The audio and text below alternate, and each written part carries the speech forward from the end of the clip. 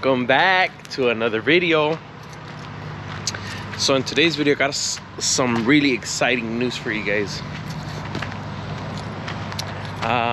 We actually ended up picking up a new car. I know. We gotta finish the projects we already have. But this was a deal I couldn't pass up, and it was a great opportunity. So, I had to jump on that opportunity, and now we have a new whip.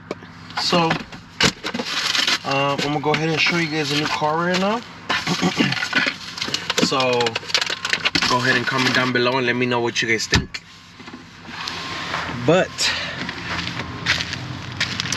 let me go and show you guys real quick what it is. This is the car. Turn it up.